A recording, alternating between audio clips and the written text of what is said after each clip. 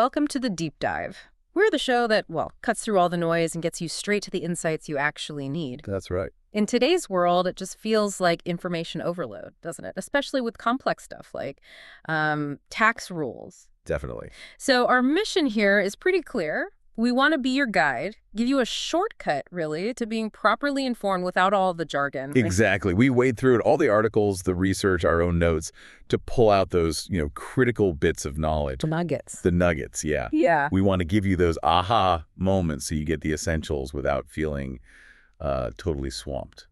And today, we're diving deep into something pretty fundamental. Goods and services tax registration in India. GST registration. Mm-hmm. Now, I know it might sound a bit daunting, maybe a little dry even. It can seem that way. But honestly, understanding this is absolutely crucial if you're running a business in India or even just thinking about starting one. Couldn't agree more. And our job today is really to demystify it. We'll cut through the legal speak, pull out the key stuff from all the source material we've gathered, and give you practical, memorable takeaways. So why you need to register, when, how. Precisely. And we'll touch on the latest updates, too, things that could, directly affect your business. So get ready for some clarity. Okay, let's get into it. Why is registration such a basic step? Not just for GST, but like any tax system. It feels like the absolute first building block, doesn't it? It really is. It's the cornerstone. Fundamentally, registration under any tax law is the basic requirement for identifying who's legally supposed to pay tax. Right, identification. Yeah, it ensures compliance across the board. Yeah. And look, without being registered, a person or a business just cannot legally collect tax from their customers. That's the first thing. Okay. And crucially, they also can't claim any credit for the tax they've already paid on their own purchases. Ah, so it works both ways. It's not just about collecting tax from people, but also claiming back what you've paid. That sounds like that seamless flow we keep hearing about. That's exactly it. Registration under GST legally recognizes you as a supplier. It gives you the authority, essentially, to collect tax. Right. And just as importantly, it lets you pass on the credit for the taxes you paid on your inputs to your own customers. Right. This is how GST tries to create that smooth, unbroken chain of credit. Okay. From the start of the supply chain to the end. It helps minimize that old problem of tax on tax, the cascading effect. It's about building a clear, more transparent system. That makes a lot of sense. Now, thinking specifically about GST registration in India, are there key things that make it different? Maybe from the old tax systems or, from how other countries do it? Yes, definitely. A few really crucial distinctions. The biggest one, especially compared to the old service tax days, is there's no concept of centralized registration. None at all. Okay, so what does that mean practically? It means if you're a supplier, you have to get a separate registration in every single state or union territory where you make a taxable supply, assuming, of course, your turnover crosses the limit. Every single state you operate in. Wow. Every state you make a taxable supply from. If you only make non-taxable supplies from a state, say just alcoholic liquor, then you don't need to register there for GST. Got it. So if I have a factory in Maharashtra and a sales office in Gujarat, I probably need 2 registrations. That's the general idea, yes. Yeah. And another point, the whole system is linked to your PAN, your permanent account number. Right. So if you need to register in one state, any other registrations you get in other states must be under that same PAN. It connects all your operations under one identity for tax purposes. And within one state, say I have my main office, but also a couple of warehouses, do I need a registration for each spot? There's some flexibility there, which is good. Normally, you'd get a single registration per state. You declare one place as your principal place of business, your PCOB. PCOB, okay. And the others, like warehouses or branches, are listed as additional places of business, or APO, under that same registration. Okay. However, if you have multiple distinct places of business in the same state, you actually have the option to get separate registrations for each one. Really? Why would someone do that? It could be for various reasons. Maybe internal accounting is easier that way, or operational structure demands it. It's a choice based on how the business wants to manage its compliance. Practical. And this single registration, does it cover just, say, CGST or SGST or everything? No, that's another key unified aspect. It's a single registration covering all the GST components. Yep. Central GST, state or union territory GST, integrated GST, even the GSP compensation cess. It's one umbrella registration. Right. Here's where it gets, I think, really crucial for anyone navigating this. Before we jump into the rules themselves, let's nail down some key terms. These definitions seem to underpin everything. Absolutely essential. Let's start with taxable person. Sounds simple, but the definition is key. It means a person who is already registered under GST. Or, importantly, someone who is liable to be registered, even if they haven't actually done it yet. Ah, so liability itself makes you a taxable person. Correct. And it also includes someone who's taken voluntary registration, even if their turnover wasn't high enough to require it. So yeah, you can be a taxable person just by meeting the criteria even before you get your efficient GST number. Vital point. Okay, next up, a term we hear constantly, aggregate turnover. This seems to be the magic number, right? It really is. It's the main thing that determines if you need to register or if you can, say, opt for the composition scheme. So what exactly goes into it? Okay, it's the total value of all your supplies. That means all taxable supplies, yes, but also all exempt supplies, any exports you make, and all interstate supplies between your businesses under the same pan. All India basis. Yes. Crucially, it's calculated on an all-India basis. Yeah. So if you have that office in Delhi and another in Mumbai, you add up the turnover from both to get your aggregate turnover. Okay, comprehensive. What's not included? What gets left out? Good question.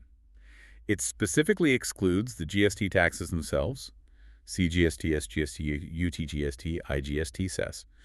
You don't count the tax in the turnover. Right. Also, and this is important, if you receive supplies under reverse charge, the value of those inward supplies where you pay the tax under RCM, that value is not part of your aggregate turnover. Okay, so if my company pays GST on director fees under RCM, that doesn't inflate my turnover figure. Exactly.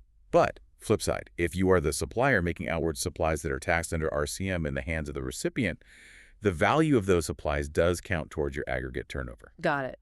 And what about job work, like sending material out to be processed? Yes. If goods are supplied directly from a registered job worker's place after they've done the work, the value of that supply is considered to be made by the principal, not the job worker. So it goes into the principal's turnover. Correct. It avoids double counting and keeps the credit chain intact. It's included in the principal's aggregate turnover. Let's maybe run through a couple more quick examples on this aggregate turnover, just to really fix the idea. Sure. Imagine Rakubir Private Ltd. They pay GST on director sitting fees under RCM. That value, the director's service value, is not part of Raghubir's aggregate turnover. Okay. Or Dealer X has offices in Delhi and Haryana. Turnover of both offices gets clubbed together for the aggregate turnover calculation. Right. All India basis, remember? Yeah, right. Or Madhur Oils in Punjab. They supply taxable machine oil, but also petrol, which isn't under GST right now. Okay, petrol's out, so that doesn't count. But it does count towards aggregate turnover because the definition of exempt supply includes non-taxable supply. Wow, okay. That's a tricky one. Even non-GST items can push you over the threshold. Exactly. It's a common pitfall. And one more, an agent, say Ms. Bestford's and Associates, they make supplies for their principal, Mohini Enterprises, but also sell some things on their own account. All those supplies, both as agent and on their own, are included in Bestford's aggregate turnover. Okay. And just to be clear, this aggregate turnover metric is mainly for checking registration thresholds and composition scheme eligibility. There's another term, turnover in a state, which is used later for calculating the actual tax payable under composition. Different numbers for different jobs. Got it. Different tools for different tasks. Okay, moving on. What about place of business? What counts as a place of business for GST? The definition is pretty broad, actually. It's not just your main office. It includes any place where business is ordinarily carried on, like a shop or factory, but also any warehouse, godown, or any other place you store goods, supply goods or services from, or even receive them. So warehouses count too? Yes. And also any place where you maintain your books of account or even a place where you conduct business through an agent. It's designed to capture all the spots where significant business activity happens. Makes sense. And exempt supply. You mentioned it includes non-taxable supply. Can you elaborate a bit? Sure. An exempt supply technically means a supply that attracts a nil rate of tax, or one that's specifically declared as wholly exempt from tax under the GST law. Okay. But the key point, as we saw with the petrol example, is that the definition explicitly includes non-taxable supply. So things outside the current GST net, like petrol or alcoholic liquor for human consumption, are considered exempt supplies for the purpose of calculating aggregate turnover. Right. That's a crucial link for the threshold calculation. Now, with everything going digital, are there definitions for things like online gaming? Yes, the law has kept pace there. Online gaming is defined as offering any game on the internet or an electronic network, and it specifically includes online money gaming. And what's online money gaming? That's defined as online gaming, where players pay or deposit money or anything else of value, could even be crypto or virtual assets, expecting to win more money or value back. Regardless of skill or chance. Exactly. Whether it's skill-based, chance-based, or a mix, doesn't matter. And whether it's legal under other laws also doesn't matter for this definition. These definitions are important, especially when we talk about compulsory registration later. Okay. And the term business itself, it feels incredibly wide-ranging in GST. It is extremely broad. It covers basically any trade, commerce, manufacturing, profession, vocation, even things like an adventure or a wager, and any activity connected or incidental to these. Even if it's not for profit or irregular. Doesn't matter. Pecuniary benefit isn't necessary. Volume, frequency, continuity, none of that is required for it to be business. It also specifically includes things like clubs providing facilities to members, charging admission fees, services by office holders, race club activities. Wow. And importantly, even activities undertaken by the government or local authorities when they act as public authorities are considered business under GST. It's a very wide net. Phew. Okay, so after nailing down all those crucial definitions, let's get practical. What does this mean for you, the person running or starting a business? When do you actually have to register under GST? What are the main thresholds? Right, the trigger points. The general rule under Section 22 is that a supplier becomes liable to register if their aggregate turnover in a financial year crosses a specific limit. This is measured in the state or union territory from where they make the taxable supply. And what's that standard limit for most places? For most of India, the standard threshold is 20 lakh rupees in a financial year. 20 lakh. Okay. But I feel like there are exceptions, right? Different figures for some states. You're absolutely right. For certain special category states, specifically Mizoram, Tripura, Manipur, and Nagaland, the threshold is lower.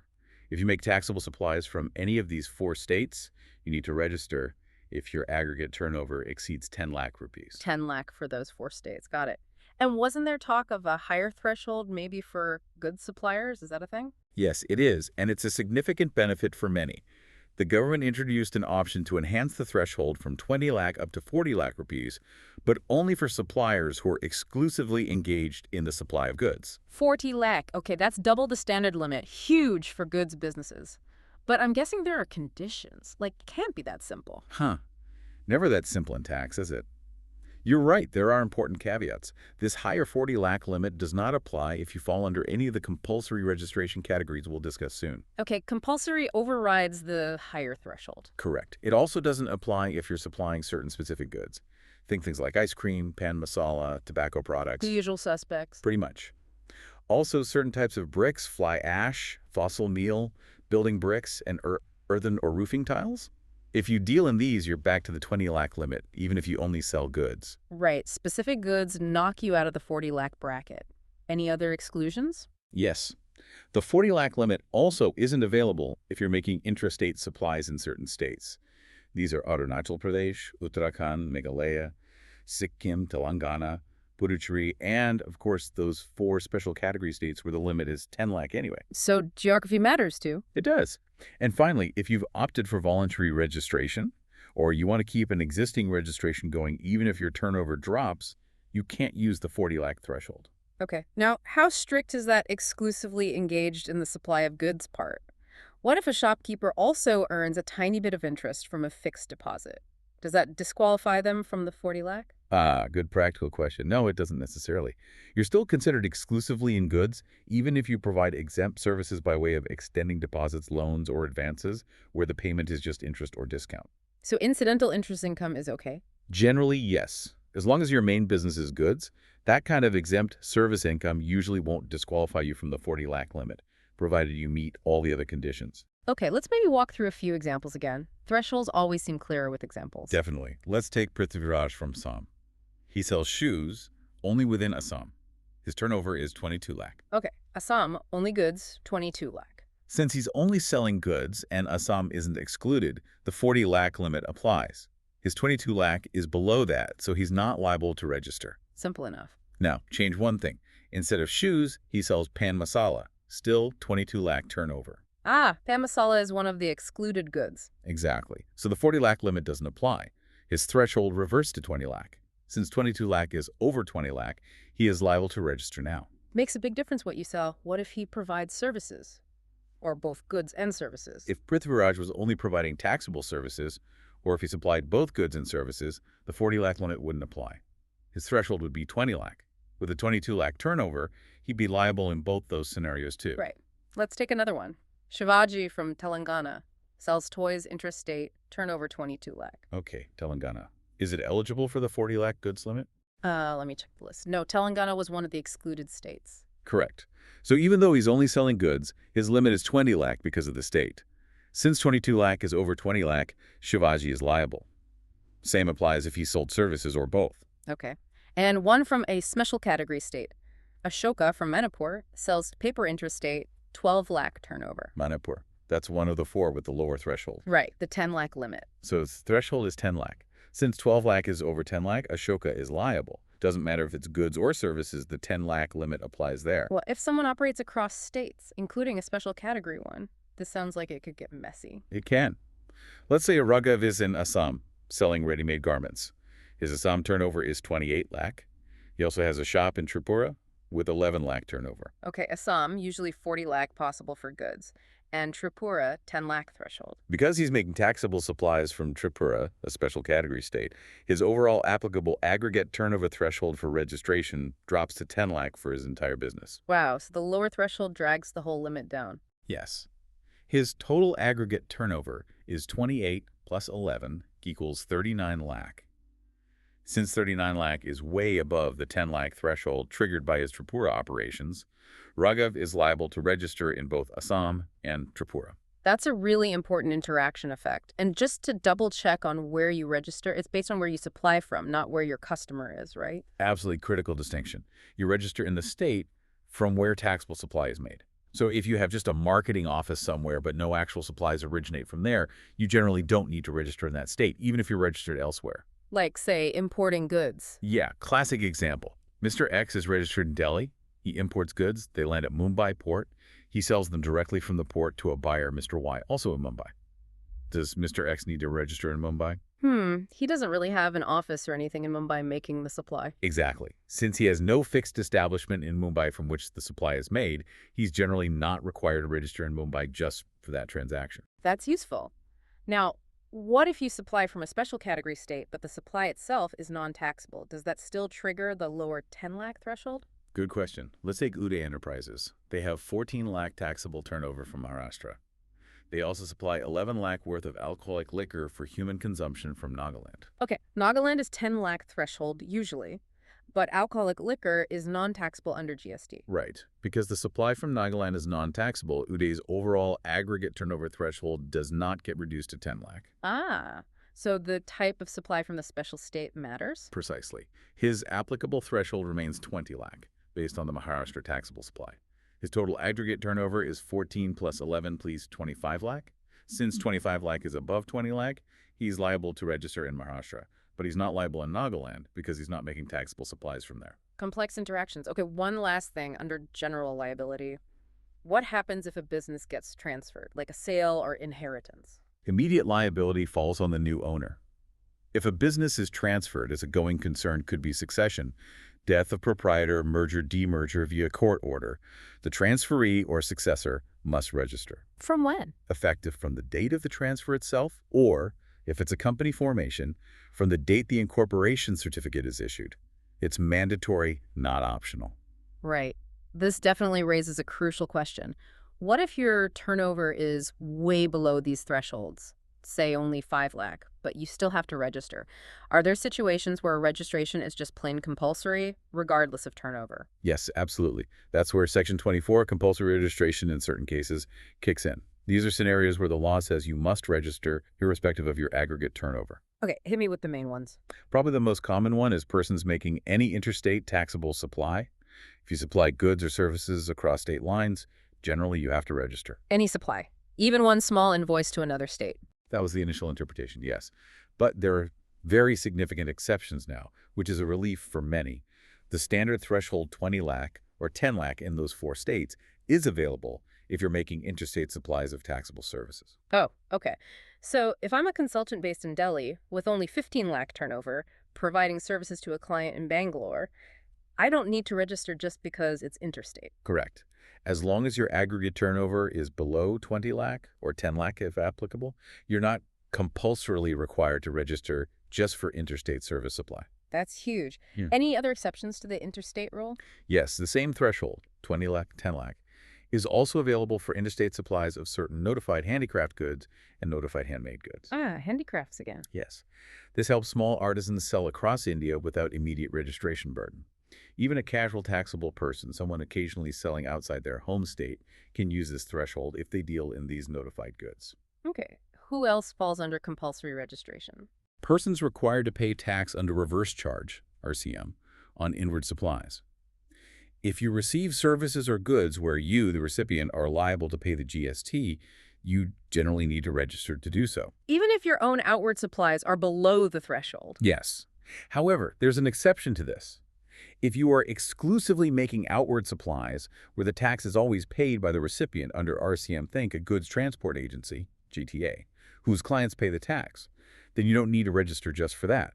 Unless you're supplying metal scrap, that's a specific carve-out. Okay, a bit niche, but important. What about businesses outside India? Non-resident taxable persons and RTPs making taxable supplies in India must register, period.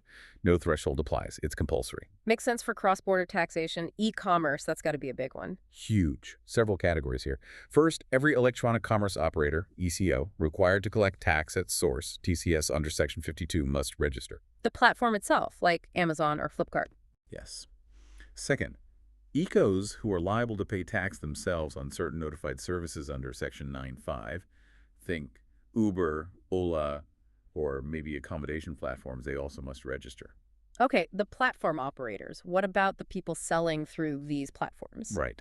Generally, persons supplying goods and or services, other than those 9.5 ones, through an ECO that collects TCS are also compulsorily required to register. This used to catch a lot of very small sellers. Used to. Are there exceptions now? Yes, significant ones. The 20 lakh, 10 lakh threshold is available for suppliers supplying services through an ECO, so small online service providers get relief. Good. And for goods? For good suppliers selling intrastate, within the same state through an ECO, the threshold is also available, but it comes with conditions. Ah, the conditions. What are they? You can't make any interstate supplies of goods. You can only supply through an ECO in one state UT. You must have a PAN. And importantly, before you start selling, you have to go on the GST portal, declare your PAN, address, state, etc. You get an enrollment number. After validation, you need this number to sell. So a sort of simplified registration for small, local online sellers. Exactly. It brings them into the system with less burden than full registration, as long as they stay local and meet the criteria. Interesting approach. What about people deducting TDS under GST? Persons required to deduct tax at source, TDS, under Section 51, must register. This is typically government departments, PSUs, etc. Even if they are already registered for their normal activities, they need a separate registration just for TDS purposes. Separate registration for TDS. Okay. And input service distributors. Input service distributors, ISDs, also need compulsory registration. Again, it's a separate registration specifically for their ISD function, even if the head office is already registered. No threshold applies. Any other compulsory cases? Yes. Agents making taxable supplies on behalf of other taxable persons must register. Persons supplying OIDAR services, online information and database access or retrieval, from outside India to someone in India who is not registered must register. So like Netflix or Spotify selling to consumers in India? Potentially, yes, depending on the exact structure. Also, a recent addition. Every person supplying online money gaming from outside India to a person in India must register. And finally, the government can notify other categories as needed. Wow, that's quite a list of compulsory scenarios. But what's fascinating here is, on the flip side, while many need to register, sometimes even below the threshold, there are also situations where you're completely off the hook, right? Who falls into that exempt category under Section 23? Correct. Section 23 carves out specific categories of persons who are simply not liable to obtain registration at all. They aren't considered taxable persons for these activities. Who's first on that list? The most straightforward one is persons engaged exclusively in supplying goods and/or services which are either not liable to tax under GST or are wholly exempt from tax. So if your entire business is outside the GST net? Exactly. Remember, Mother Oil's only selling petrol. Since petrol isn't liable to GST, and that's all they do, they're not liable to register.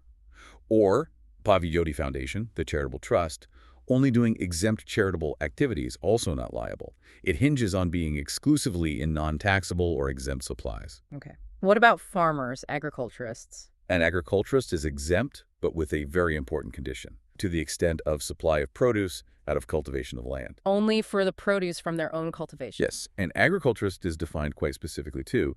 It means an individual or a Hindu undivided family, HUF, who cultivates land themselves, or through family labor, or through hired labor under their direct personal supervision. So this benefit is just for individuals and HUFs, not, say, a large agricultural company. Correct. And another critical nuance, if that individual agriculturist also starts doing other taxable business, like our earlier example, Deshbandhu, selling wheat, exempt, but also starting to trade taxable packaged puffed rice, Right, the diversification. then he would become liable if his total aggregate turnover, wheat plus rice, crosses the applicable threshold, like 40 lakh for Punjab.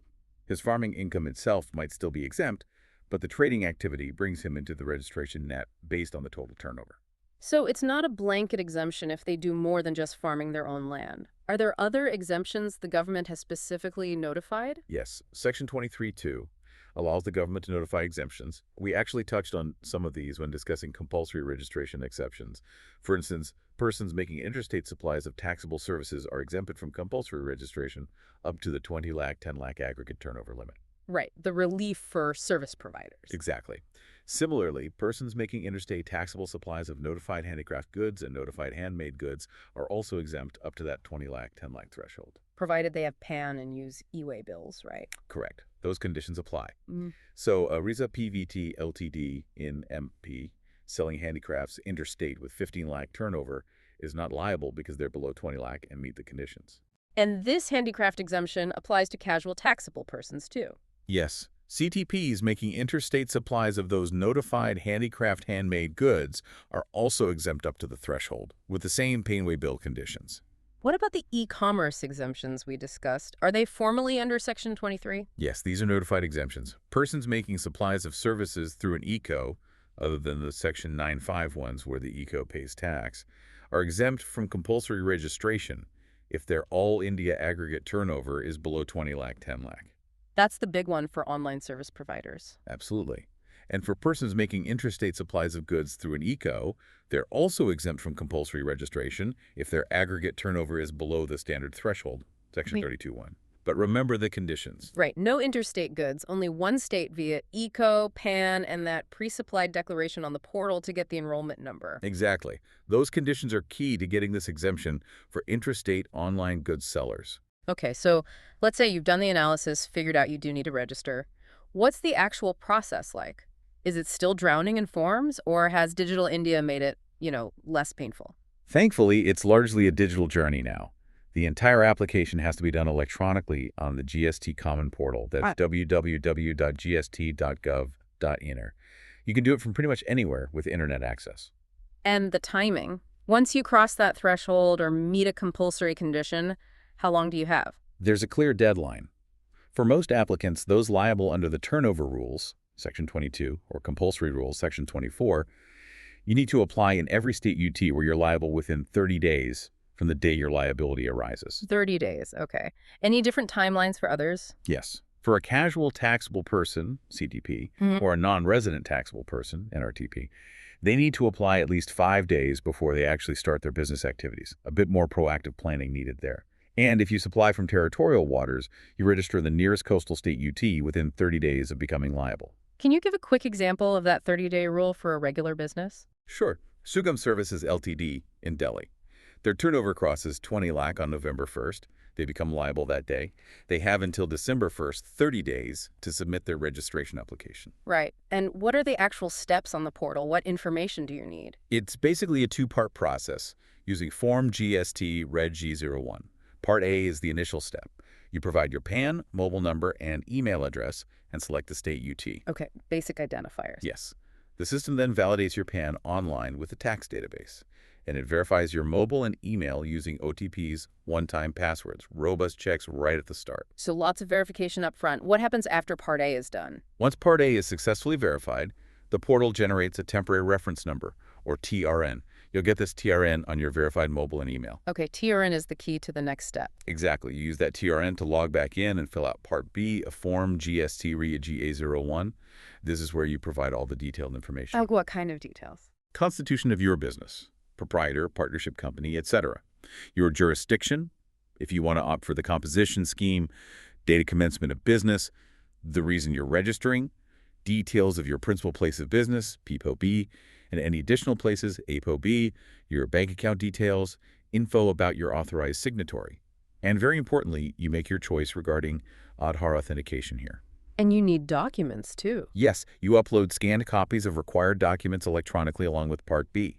Once submitted, you get an electronic acknowledgement. Is that acknowledgement immediate for everyone? Almost. Yeah. For casual taxable persons, CTPs, there's an extra step. Their acknowledgement is issued only after they make an advance deposit of their estimated GST liability into their electronic cash ledger, a mandatory prepayment for CTPs. Right, the advance tax for CTPs. Now, are there special rules for places like special economic zones, SEZs? They always seem to have unique treatment. They do. If you have a unit in an SEZ, or if you're an SEZ developer, you must apply for a separate GST registration, specifically for that SEZ unit. Even if it's in the same state as your regular business? Yes. It has to be distinct from your place of business outside the SEZ. SEZs are often treated almost like foreign territory for tax purposes, hence the separate registration. And input service distributors, ISDs, we mentioned they need compulsory registration. How do they apply? They also need to make a separate application using Form GST REG01, specifically selecting the option to register as an ISD. There's no turnover threshold. It's mandatory if you function as one. Even if your main office is already registered in that state, the ISD function needs its own distinct registration number. Okay. Now, this is where things get, I think, really interesting for new applicants currently. Aadhaar authentication. It seems to have, well, both sped things up and maybe made them stricter. How does it work? You're right. It's a significant change. Its main aim was to curb fake registrations and improve overall compliance. It's now pretty much mandatory for new applicants. For individuals and companies? Yes. If you're an individual proprietor, you authenticate your own Aadhaar. For companies, partnerships, HUFs, etc., it's the Aadhaar of key people. The CARTA, MD, whole-time director, partners, main authorized signatory that needs authentication. And how do you actually do the authentication during the application? When you fill out Part B, you'll choose whether to opt for Aadhaar authentication. If you say yes, the GST portal sends a verification link to the mobile and email of the designated promoter partner and the primary authorized signatory. Okay. They click the link, enter their Aadhaar number, and then validate it using the OTP sent to their Aadhaar registered mobile and email. It's designed as a quick online step. And what's the big benefit if you do this successfully? Does it actually make registration faster? Oh, massively. It's a game changer for speed. If Aadhaar authentication is successful, your application is usually deemed approved within just 7 working days. 7 working days. That's quick. It is. And crucially, unless the tax officer finds a specific risk based on data analysis and issues a notice within those 7 days, your application is not marked for a mandatory physical site visit. Wow. Okay, but what if someone doesn't opt for Aadhaar? Or if the authentication fails for some reason? Or if the system flags it for a site visit anyway? Right. In those cases, the 7-day deemed approval doesn't apply. The application is then marked for mandatory site visit and approval by the tax official. So it slows down considerably. Yes. However, there's still a deemed approval timeline. If the tax officer takes no action within 30 calendar days of you submitting the application, it gets deemed approved then. 30 days instead of 7. Still, a backstop. Correct. But if the officer issues a show cause notice within those 30 days, you get 7 working days to reply. Then the officer has another 7 working days after your reply to decide. If they still don't act after your reply within that second 7-day window, then gets deemed approved. So Aadhaar is the fast track, but there are fallback timelines. Does this Aadhaar stuff affect existing GST registered businesses too? Yes, it does, but in a slightly different way. Existing regular and composition taxpayers are also generally required to get Aadhaar authenticated. This usually applies to the proprietor, or a key partner, CART-MD, and the primary authorized signatory. When would they need to do it? It's often triggered when they perform specific actions on the portal, like filing an application to revoke a cancellation, filing certain types of refund applications, or claiming IGST refunds on exports. It's not needed for every single action, but for key ones, And it's usually just one primary signatory and one promoter partner or figurehead whose Aadhaar needs linking. What if someone genuinely doesn't have an Aadhaar number assigned yet? Is there an alternative, like for foreigners maybe? Yes, for those not yet assigned an Aadhaar, they can submit their Aadhaar enrollment ID slip. But they also need to provide one alternative ID proof along with it, like a bank passbook with photo, voter ID, passport, or driving license. Okay. But the catch is, once they do get their Aadhaar number assigned, they had to complete the authentication within 30 days. And what if someone just doesn't, fails to do the authentication or provide the alternative ID? The consequences are serious. If they fail to comply, the GST registration granted to them is deemed invalid. Basically, the law treats it as if they were never registered, which can lead to major problems. Yikes. Okay. Are there any absolute exemptions from Aadhaar authentication, like groups who just don't need to do it?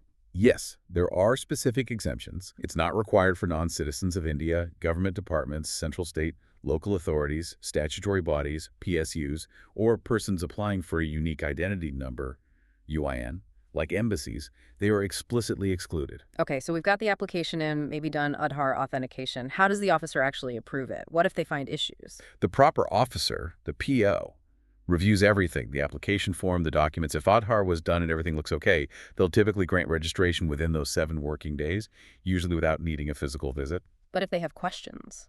If they find issues or need more info, they'll issue a notice electronically, usually within 7 working days for Aadhaar cases, or up to 30 days for others, or if a site visit is flagged. You, the applicant, then get 7 working days to reply electronically with clarifications or missing documents. And after you reply? If your reply satisfies the PO, they should approve the registration within 7 working days of receiving your clarification. If they're still not satisfied, or if you don't reply at all, they can reject the application. But they have to state the reasons in writing and inform you. You mentioned deemed approval a few times. Can you just recap when that kicks in? It sounds like a useful safety net. It is. It ensures the department acts promptly. So deemed approval happens if the PO fails to take action within Okay. 7 working days from submission, if Aadhaar was okay and no notice issued. 2, 30 calendar days from submission, if Aadhaar wasn't done or failed, or site visit needed and no notice issued. Or 3, 7 working days after you submit your clarification, if they don't act on your reply. If the deadline passes without action, boom, you're deemed registered. Puts the onus on them. Good. What about bank account details? Do I need my business bank account ready the moment I apply? There's actually some helpful flexibility here for regular registrations. While you do enter bank details in the application form, you're allowed to furnish the final verified details on the portal a bit later. How much later? You have up to 30 days from the date your registration is actually granted, or OR, before you file your first GSTR1 or use the IFF for outward supplies, whichever comes first. So a little breathing room after getting the GST on. That is helpful. Any exceptions to that flexibility? Yes. This delayed submission isn't allowed for TDS deductors, TCS collectors, or those who get registered suo motu by the department. They must provide bank details right at the time of application. Okay. And physical verification of the business premises, is that still common or is it mostly digital checks now? It can still happen. The PO has the discretion to do a physical verification. If it's deemed necessary before registration is granted, like in non-Aadhaar cases, they have to upload the report and photos at least 5 working days before the 30-day application period ends. And if they verify after registration? If they do it post-registration, they need to upload the report within 15 working days of the actual verification.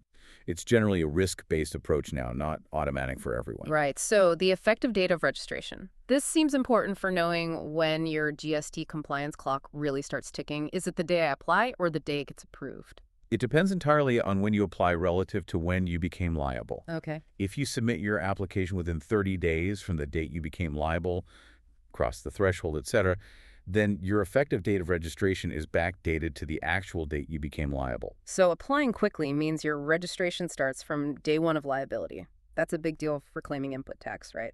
Exactly. It ensures continuity. So, using that Shugam Services example, liable on November 1st, applies November 28th within 30 days, gets registration granted November 5th. Their effective date is November 1st. But what if they miss the 30-day window? If you apply after 30 days from becoming liable, then the effective date is simply the date the registration is granted. So if Shugam applied December 3rd, late, and got it granted December 10th, their effective date is December 10th. They potentially lose out on claiming ITC for the period between November 1st and December 10th. A very strong reason to apply promptly. Now, what about voluntary registration? Can someone register even if they're below the threshold and not under any compulsory rule? Yes, absolutely. The law allows for voluntary registration. A business might do this, for example, if their customers are larger businesses who need to claim ITC on their purchases from them. Getting registered allows the smaller business to issue tax invoices and pass on credit. Makes sense for the supply chain, but what are the obligations then? That's the crucial part. Once you register voluntarily, all the provisions of the GST Act apply to you, just like any other registered person. You must charge tax, file returns, and comply fully, even if your turnover stays below the threshold. It's a commitment. Right. We often hear terms like distinct persons or establishments of distinct persons. What does that mean in practice? It's a core GST concept. If one legal entity under one PAN has multiple GST registrations, maybe for different business verticals in the same state or for operations in different states, each of those registrations is treated as a distinct person under GST law. So like separate entities for tax purposes. Essentially, yes. And similarly, if you have an establishment in one state, registered or liable to be, and another establishment in a different state, they are treated as establishments of distinct persons. This means transactions between these distinct persons or establishments, even within the same company, are generally considered taxable supplies. Stock transfers between states, for example. Okay, that affects interbranch transactions. Now, what's a unique identity number? UIN. You mentioned it's exempt from Aadhaar. Who gets it and why?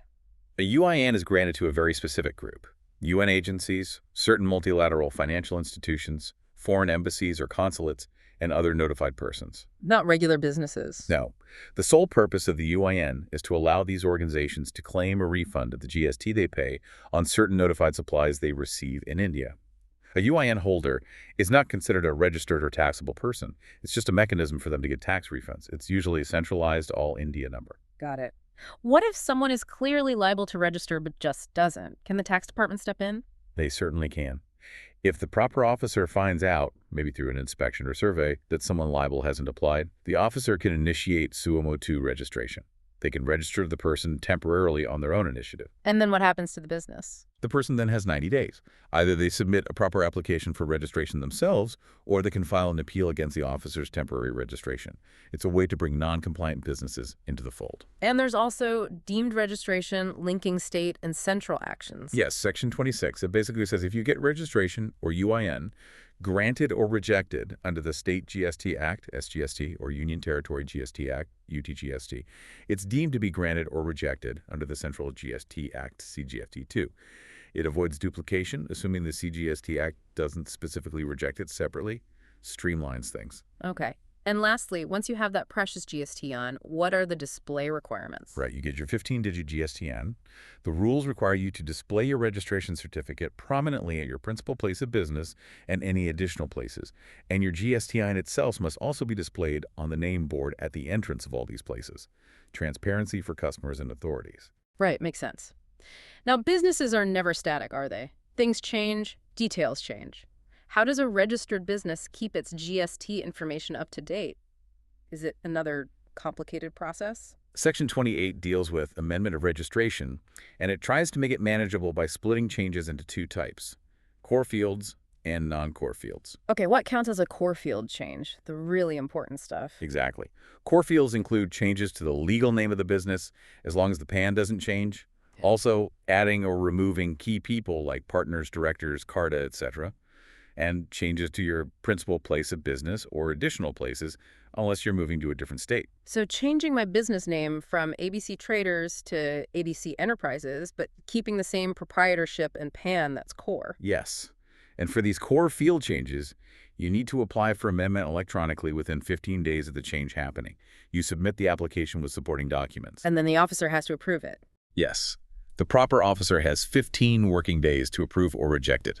Importantly, the amendment takes effect retrospectively from the date the change actually occurred, and they cannot reject it without giving you a chance to explain first. Okay, 15 days to apply, 15 for the officer. What about non-core fields? Sounds simpler. Much simpler. Non-core fields are basically everything else: names of day-to-day managers, email IDs, mobile numbers. For these, you just submit the changes on the common portal, and the certificate stands amended immediately. No officer approval needed.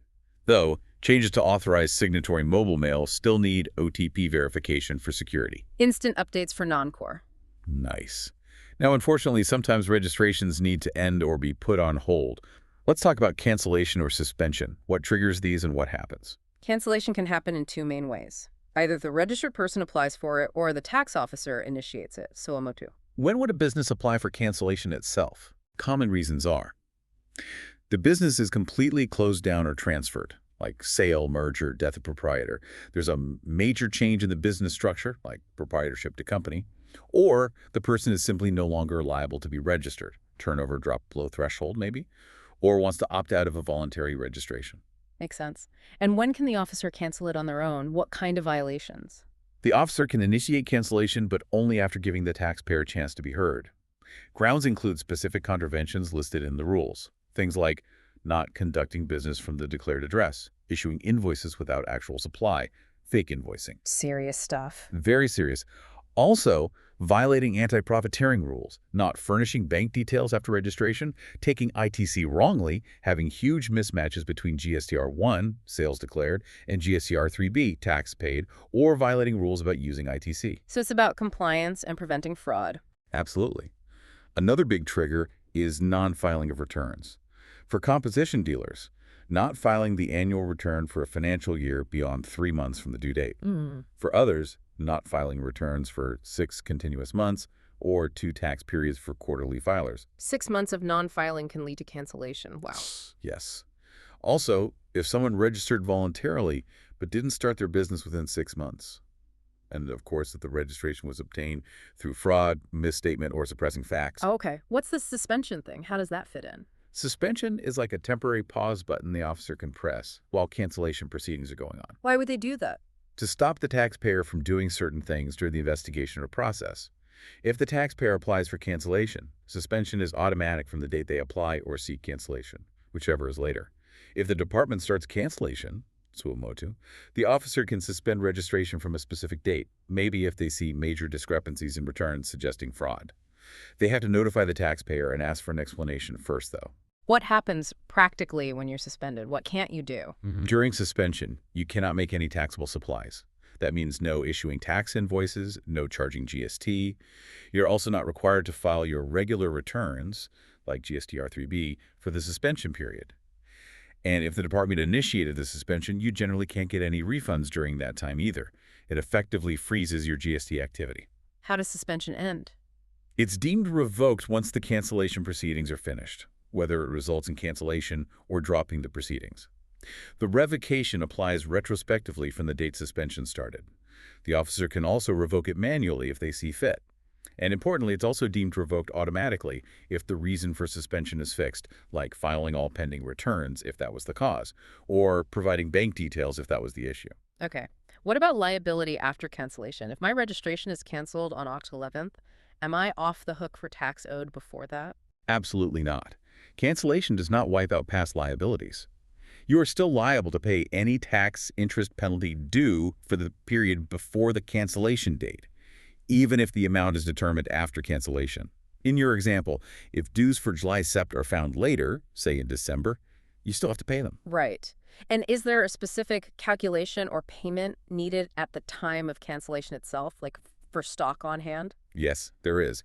When registration is canceled, you have to essentially pay back the input tax credit, ITC, you had claimed on inputs held in stock, raw materials, finished goods, and on capital goods or plant machinery as of the day just before cancellation. Pay back the ITC. How? You calculate the ITC amount on that stock and capital goods. You also calculate the output tax that would be payable on those goods if you sold them. You then have to pay whichever amount is higher. You pay this by debiting your electronic credit ledger or cash ledger. How's it calculated for capital goods specifically? They depreciate. Right. For capital goods, you take the ITC originally claimed and reduce it by a percentage for the period used. The rules prescribe a rate, often linked to a 5-year life, so roughly 5% per quarter used. You compare this reduced ITC amount with the actual tax on the transaction value of those goods if sold today. Again, you pay the higher amount.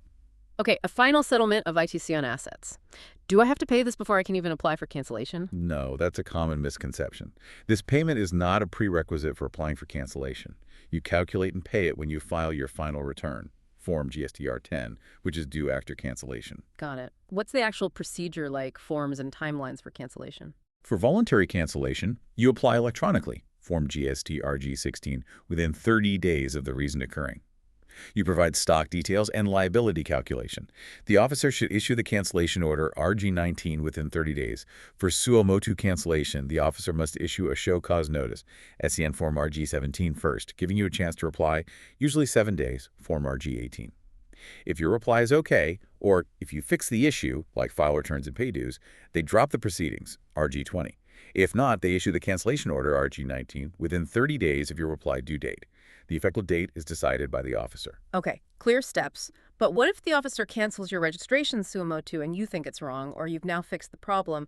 Can you get it back? Is there a way to reverse the cancellation? Yes, there is. It's called revocation of cancellation of registration, covered under Section 30. If your registration was canceled by the officer on their own initiative, you can apply to have it revoked. How long do you have to apply for this revocation? You normally have 90 days from the date the cancellation order was served on you. 90 days. Is that extendable? Yes, if you have a good reason, a senior officer, commissioner, or adult joint commissioner can extend this period for another 180 days. So potentially up to 270 days in total, but you need sufficient cause for the extension. Best to act within the first 90 days if possible. Is there anything absolutely critical you must do before applying for revocation, especially if the cancellation was for, say, not filing returns? Yes, this is crucial. If the cancellation was due to failure to file returns, you must file all those pending returns and pay all the associated tax, interest, penalty, and late fees before you can even submit the revocation application. You have to clear the original default first. Makes sense, fix the problem before asking for reinstatement. So, if my registration was canceled June 1st and I get it revoked July 31st, what about the returns for June and July when I was technically canceled? Good question. The rules say that once revocation is ordered, you have to file the returns for the period between the effective date of cancellation and the date of the revocation order. You must file these within 30 days from the date of the revocation order. Okay, so in that example, returns for June 1st to July 31st would be due by August 30th. Correct. And if the cancellation was retrospective, say, canceled June 1st, but effective back to January 1st, then after revocation on July 31st, you'd need to file all returns from January 1st to July 31st by August 30th. It catches you up completely. Right. Ensures full compliance history. What happens after you apply for revocation? The proper officer reviews your application. If they're satisfied you fixed the issues and grounds for revocation exist, they'll issue an order revoking the cancellation within 30 days. If they're not satisfied, they can't just reject it. They must issue a show cause notice first, give you 7 working days to reply, and then make a final decision within 30 days of your reply. Similar process to cancellation with the SCN safeguard. Is there a deemed revocation too? Sort of. We mentioned suspension is deemed revoked when cancellation proceedings end. Also, if suspension was for non-filing or not providing bank details, fixing that issue, filing returns or giving details, can lead to deemed revocation of suspension, provided the officer hasn't already finalized the cancellation. Okay. Who can't apply for revocation? Anyone excluded? Yes. UNN holders can't. GST practitioners can apply on behalf of clients.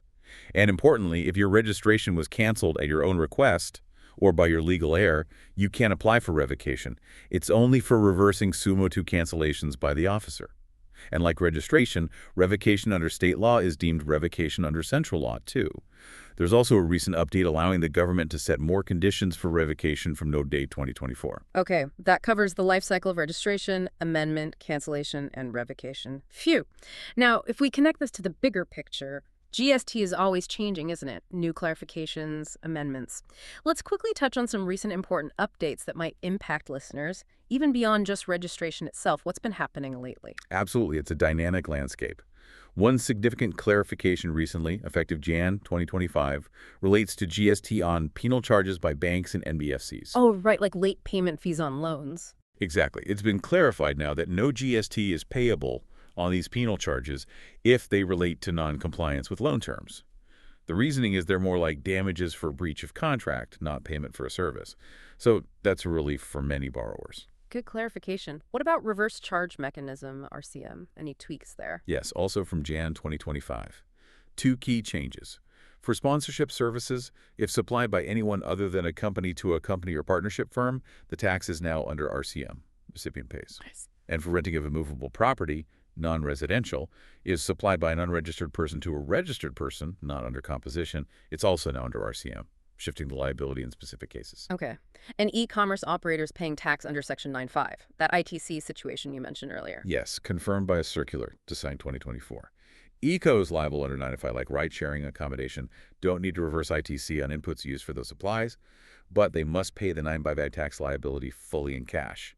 They can't use ITC for that specific output tax, though they can use it for their own commission platform fees, etc. Nuanced rule there. What about place of supply for online services to unregistered folks? You mentioned a change there. Yes, big clarification, Design 2024. For things like online money gaming, OIDAR, digital subscriptions sold to unregistered customers, the supplier must now record the state name of the recipient on the invoice, regardless of value. That recorded state is then deemed the location of the recipient and thus the place of supply. Makes IGST versus CGST/SGST clearer. Mandatory state capture. Okay. And vouchers, gift cards, etc. Always a confusing area for GST. What's the latest? Big clarification here too, Design 2024. The transaction in vouchers themselves, buying, selling the voucher, is neither goods nor services, so no GST on just trading vouchers. GST applies only when the voucher is redeemed for the underlying goods services. So no GST on the voucher sale itself? Correct, if it's just trading. If an agent sells them for commission, GST applies to the commission. And importantly, for unredeemed vouchers, breakage, the amount kept by the issuer is not taxable, as no supply actually took place. Wow. Okay.